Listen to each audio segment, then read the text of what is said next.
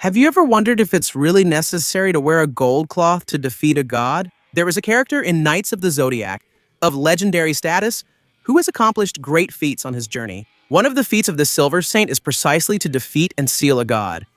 Hello, Knights and Amazons! How are you doing? I'm Ezio, and in today's video we're going to explore one of the most exciting and deep characters from Saint Seiya, the Lost Canvas. And I'm talking about Hakurei of Altar. Let's understand how a survivor from an age of ashes managed to orchestrate the downfall of the twin gods, the most feared servants of Hades' army.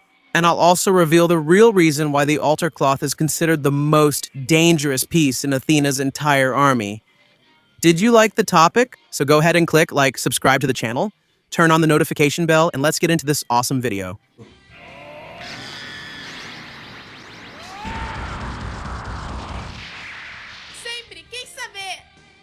For those who don't know the origin story of Hakurei, we need to go back a little more than 200 years before the era of Tenma of Pegasus. Hakurei is not just an armor repairman or an old man living in the desolate mountains of Jamiel. He is a living relic of the holy war of the 16th century. Imagine the weight of seeing all your companions, every friend, every master, every aspiring knight, being massacred by the cruelty of the twin gods, Thanatos and Hypnos. While most men would succumb to despair, Hakurei and his twin brother, Seiji, turned their grief into a war strategy that would last for centuries. Hakurei of Altar is a descendant of the people from the continent of Mu, an almost extinct lineage that possesses the unique ability to restore Athena's sacred cloths. But don't be fooled by his peaceful monk appearance. Behind that simple look lies a Cosmo powerful enough to make any gold saint tremble. In the 18th century, he serves as the master of Jamiel, training prodigies like Chan of Ares and Zuriha of Gro. His official role is to support the sanctuary, but his real mission is much darker and grander. Unlike the saints who seek glory on the battlefield, Hakurei operates in the shadows. He holds the title of Altar Silver Saint, but here's an essential fact.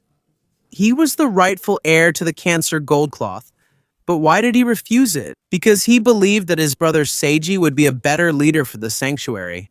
Hakurei chose to lose the contest for the gold armor to his brother, and thus took on the altar cloth, which historically serves as the shadow of the Grand Master. Technically, the altar saint is the one who should replace the Grand Master in case of absence or death, having the power to nullify the Cosmo of other saints if necessary. He is the master of the Sekishiki technique, the waves of hell. This ability allows the user to manipulate souls and send them to Yomotsu Hirasaka, the threshold between the world of the dead and the living.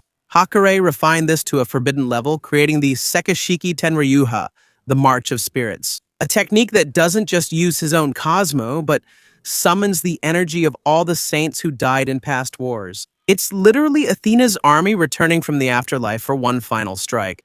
Hakurei's motivation isn't just duty, it's a blood promise.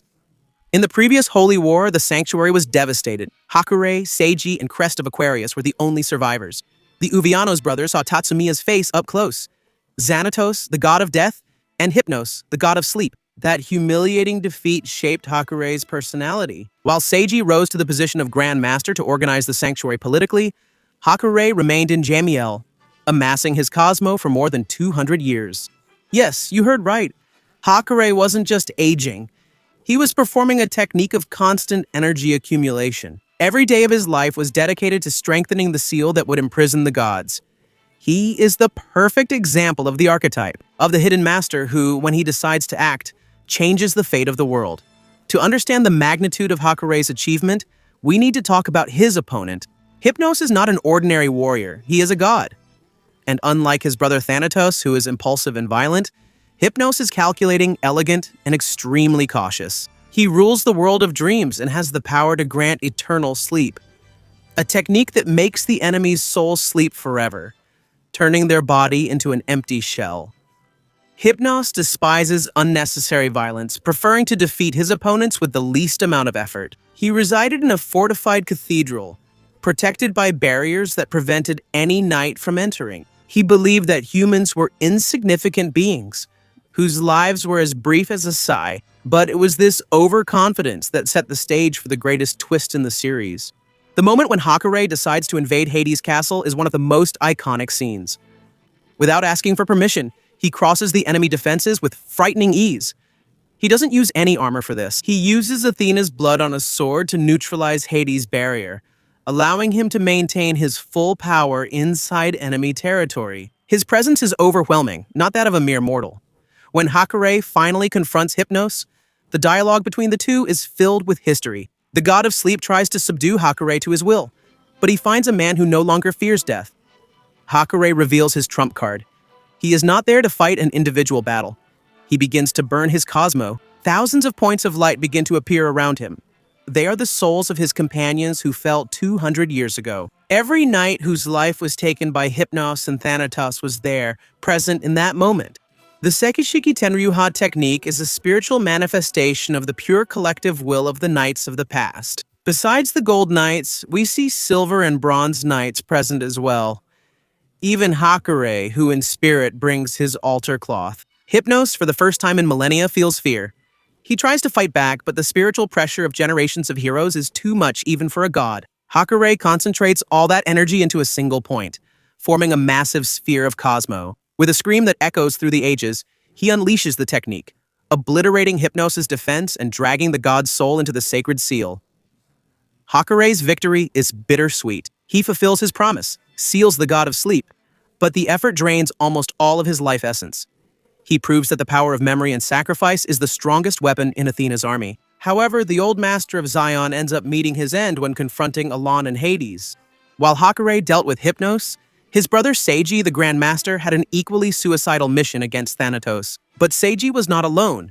He had by his side his most rebellious and powerful disciple, Manigold of Cancer. Manigold is the opposite of Hakurei's discipline. He is sarcastic, quarrelsome, and has no apparent respect for hierarchy. However, his loyalty to Seiji is absolute, and the fight against Thanatos is a spectacle of strategy. Manigold achieves the unthinkable. He lands a punch on the face of the god of death, something that wounds not only Thanatos' body, but also his divine pride. Seiji and Manigold operate as a perfect unit to defeat Thanatos. Manigold sacrifices his own physical body to destroy the god's vessel. Meanwhile, Seiji uses the spiritual properties of his brother's altar cloth, which he had kept to complete the ritual of sealing Thanatos' soul. It's a masterful double strike. The human twin brothers defeated the divine twin brothers, closing a cycle of pain that lasted for centuries. However, many of you may still have doubts about why the altar cloth is so dangerous.